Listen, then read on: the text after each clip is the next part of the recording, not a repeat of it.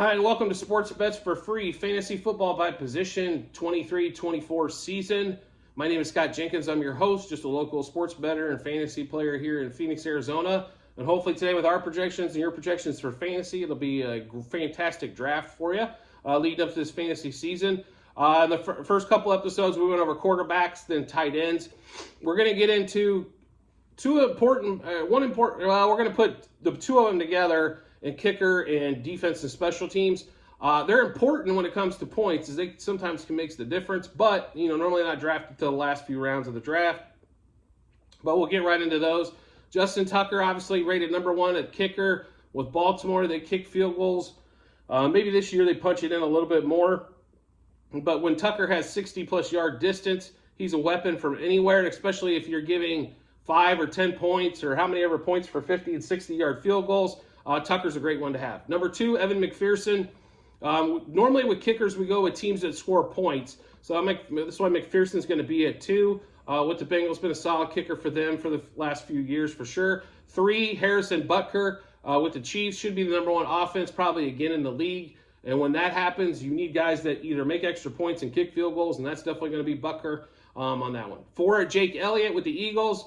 Eagles, once again, one of the higher scoring teams in the league, so this is the reason why we're going there with Elliott. Number 5, McManus. I believe he's in should be Jacksonville. Going to be another, I think, high scoring team in the league. So definitely should see some points out of McManus this year, unlike last year with Denver, which was putrid. That's just because the offense couldn't get in. They didn't get across the 50. So Daniel Carlson coming in at number 6 with the Raiders. This isn't because of his offense. This is because they tend to kick a lot of field goals, kick and dome, and he's pretty accurate as well. 7 with Koo from the Falcons. The teams that can't put the ball in the end zone, their kickers do score points, and that's where Koo's going to come into play. Same thing with Gano at 8 for the Giants. They don't tend to not put the ball in the end zone. They kick a lot of field goals on that one is there as well. Tyler Bass coming in at 9 because Buffalo does score points.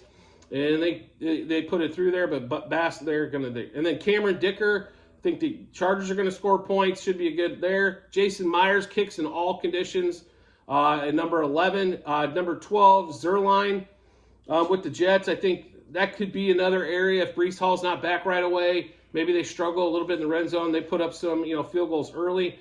13, Cairo Santos. Because you're running out of kickers at this point, so Santos falls at 13. Vizcaino at 14. Greg Joseph, Vikings 15. Matt Gay 16. Sanders with the Dolphins 17. Riley Patterson 18. 19, Eddie Pinheiro. And then 20 coming in with Jake Moody.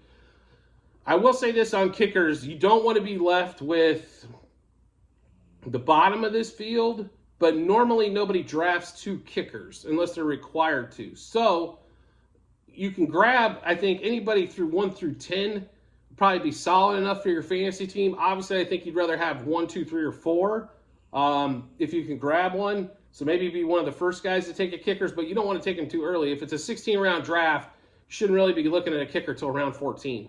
But definitely what we kind of think there on the kicker side. The next one's going to be, we're going to get into defense and special teams. We'll do a top 20 here as well. I think defensively wise, the 49ers probably going to come in the number 1 point getter. This is all dependent on Nick Bosa getting back. He's still holding out. The fines can be rescinded, so this might be the longer holdout of all the guys that are holding out currently, because that rookie contract's at $50,000 a day does get rescinded. Just keep that in mind. If Bosa's not back by week 1, the 49ers, in my opinion, would drop off a little bit. Number 2, Cowboys, Micah Parsons, Diggs. All those guys on the defensive side of the ball, they tend to get turnovers, which leads to fantasy points, even though they take chances. But we do like the Cowboys coming at number 2. Number 3, the Steelers, TJ Watt and crew, Highsmith. They get pressure on the quarterback, which leads to a lot of mistakes by quarterbacks, which leads to interceptions, fumbles, so on and so forth. We do like the Steelers at 3, and their special teams is normally pretty solid as well. Number 4, the Bills.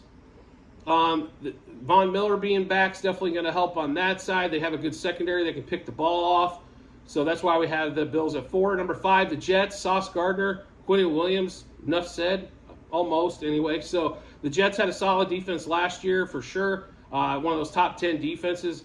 Fantasy-wise, they should have some big points there. for you as well. 6, the Eagles. I don't think they're going to be quite as dominant as last year as they were, especially with the sack numbers and the pick numbers. But they do tend to score points. They always have a good special teams. So that's why the Jets are going to fall in at 6. 7, the Baltimore Ravens. I struggled with this one. I thought I was going to put the Ravens in the top 4 or 5, but they did kind of fall to 7. I really like the Ravens. In fact, in most of my drafts, Ravens are definitely going to be one of my targets. I'm not going to draft too early, I think, to get the 49ers or the Cowboys or the Bills. Those are going to be kind of the 3 that I think jump off the board a little bit too early. I think your value play is probably going to fall right here with the Ravens at 7. The 8, the Patriots. It's a Belichick-ran defense, right? So they're normally solid, and they're solid in the special teams game.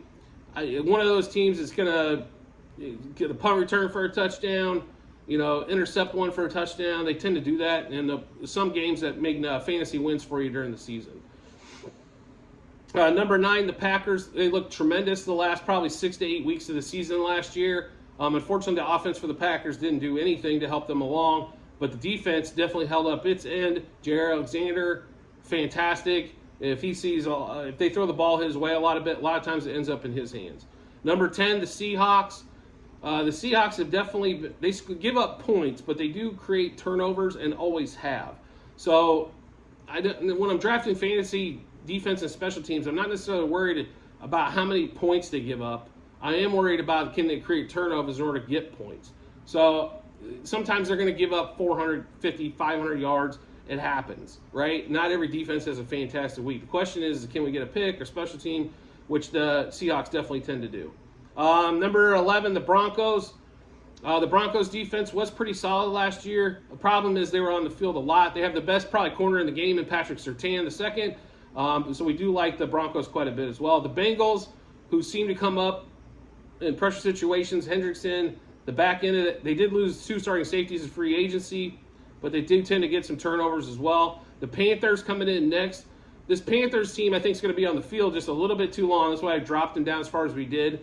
But we do like the Panthers as well for this season. And then the Titans, Jeffrey Simmons up front, creates a lot of havoc. Therefore, it turns into sacks and turnovers and picks and, them throwing the ball all over the place. Next up, the Commanders. That defensive line for the Commanders, if they all stay healthy and play like they should, that is probably the most dominant defensive line in the game. The back end's the question. But if they get a lot of sacks, maybe get some strip sack fumbles, that definitely can help out there. Coming in next is going to be the Chiefs. And the Chiefs they give up points, no question about it. The back end of that defense is extremely young and played well towards the end of the year, leading to the Super Bowl win. I mean, they still got torched up a little bit by the Eagles, but everybody did. It's not because they were bad. It's because the Eagles are just damn good on offense, especially in the pass game.